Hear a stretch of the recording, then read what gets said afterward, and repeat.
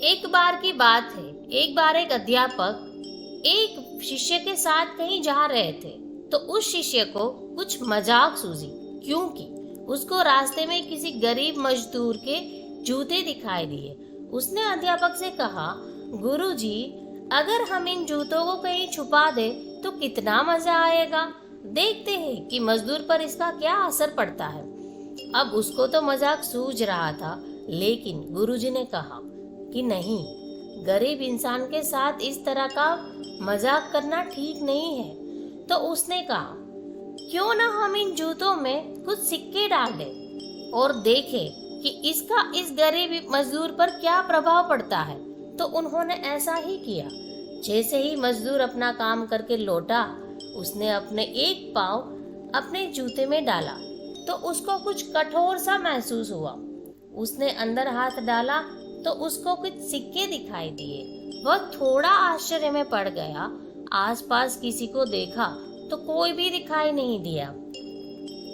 वापस उसने दूसरा पैर अपने जूते में डाला और वापस उसको उनमें कुछ सिक्के दिखाई दिए।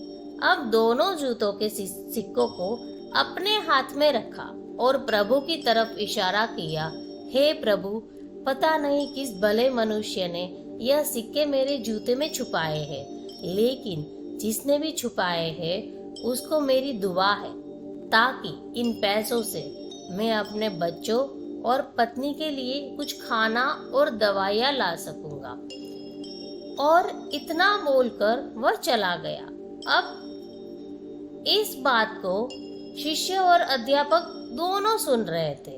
अब अध्यापक ने शिष्य से पूछा कि अब तुम मुझे बताओ कि तुम्हें कैसा महसूस हुआ, तुम्हारी पहले वाली मजाक या मेरा यह तरीका। तो उसने कहा कि गुरुजी, मैं आपसे क्षमा मांगता हूँ।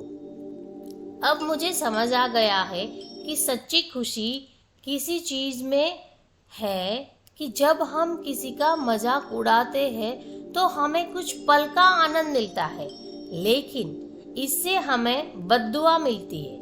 लेकिन अगर हम किसी की मुश्किल परिस्थिति में मदद करते हैं तो और जिसकी भी हम मदद करते हैं उसको भी नहीं पता कि हमने उसकी मदद की है, लेकिन अंदर ही अंदर हमें पता है कि हमने उस इंसान की मदद की है।